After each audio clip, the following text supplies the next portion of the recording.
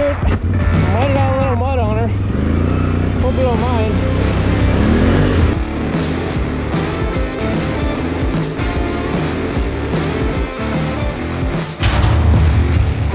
Oh, hey guys, how's it going?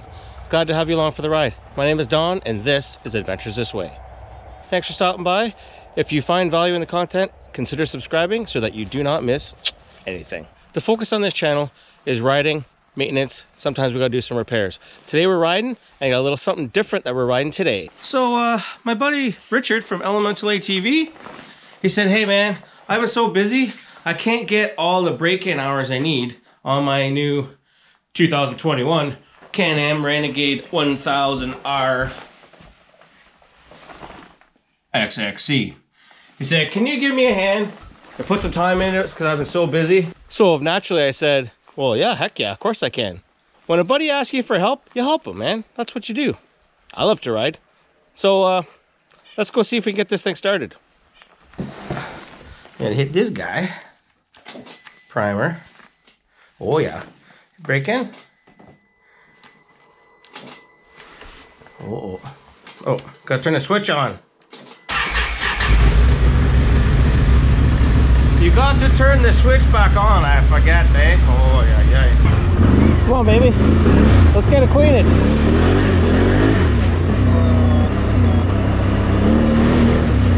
Oh, yeah.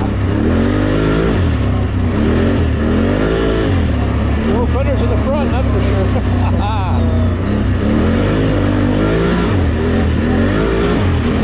Okay, so what mode are we in here? Eco off. Sport mode, sport off. So that's sort of the in-between one?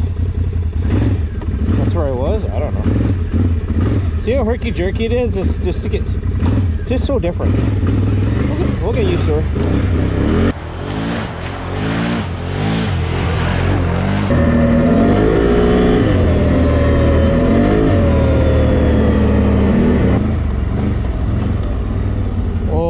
Come back here with the Sportsman and try that one. That's a good hole.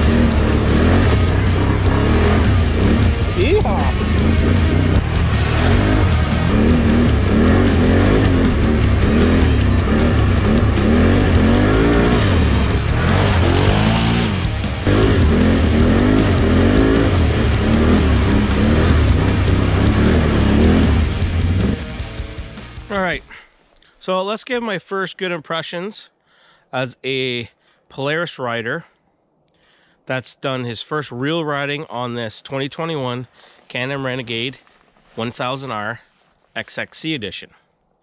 Now, the other thing I could add is that I've only ever tried one Can-Am 1000cc machine once before, and that was a few weeks back. That may not be released before this is. Anyways, it was a 2020 Outlander 1000 XXC. Now that machine had some clutch work done to it, and it was very, very responsive. I liked that a lot, and that's the short frame just like this. It's very similar, but definitely the power delivery with the clutching made a huge difference. But what I will say, my first impressions on really getting a feel for the machine, trying the different modes, and getting really feeling comfortable with it, I'm giving it a good test, but I'm not going crazy, but it's a very good test. Like, I'm driving it. I'm not driving, I mean, I have riding skills that you may not know. I've done a lot of snowmobiling over the years, and I can rip some trails, let me tell you. This kind of almost reminds me of it a little bit. It's very similar. You don't bite the same. as you do with skis, obviously. It's way, way different. A lot of similarities. But what you can really tell is I do like how the front sway bar works down here. When you get in a bit of a corner and you want to get some lean, it really helps you plant, and you can lean on the far side and rail some corners nicely. Now again, I'm not doing this at really high speeds, but you can feel enough that you can feel how the machine reacts, and it's very confidence inspiring. So that if you took it into a more open area with wider tracks, you could have a lot of fun with this thing. Like, it's designed for cross-country racing. So that's why it's an XXC, cross-country. Did you know that? XMR, mud racing or mud riding. I think it's mud racing. XXC, excuse me, cross-country. Huh, did you know that, eh? Did you know? Or it's just coincidence and I'm just full of beans. So I will say the shock calibration is pretty darn good. They're set fairly soft, but not too soft. I would maybe adjust the compression a little bit so they're a titch stiffer on the small bumps. But when you hit something a little bit bigger, it wants the bottom. But I mean, to each their own. She's still brand new, guys. But she's starting to loosen up, that's for sure. Okay, let's get this road on the show. She's 3:30, and we should probably make our way back. Let's figure out the best route. Okay, she gets dark early now, eh, boys? Oh, really? I get scared if I'm out after dark. Yeah. Okay.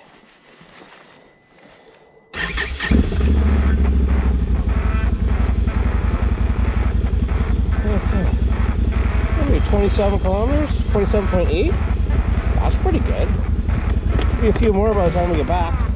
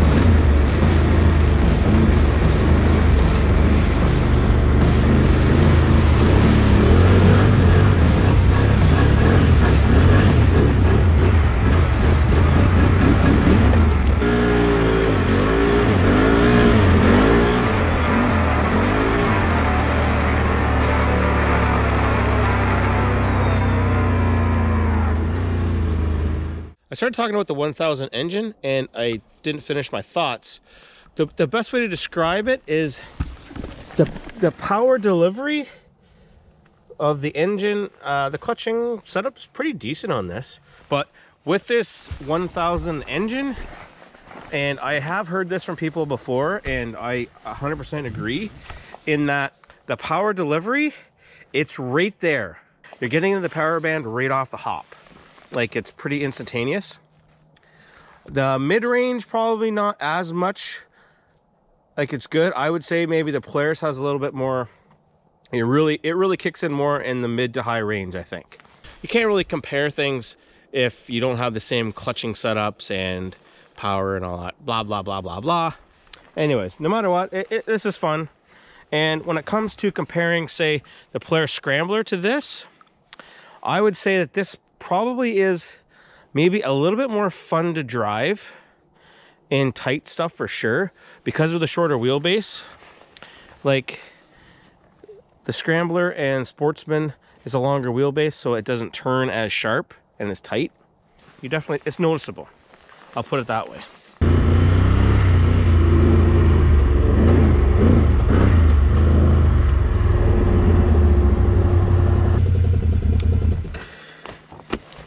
All right, guys, we made her back safe and sound.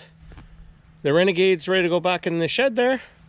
Big thanks goes out to Richard for letting me get some hours in on his machine. I'm helping him out actually by getting some more break-in hours on his machine, but also gave us a little different look at some different content.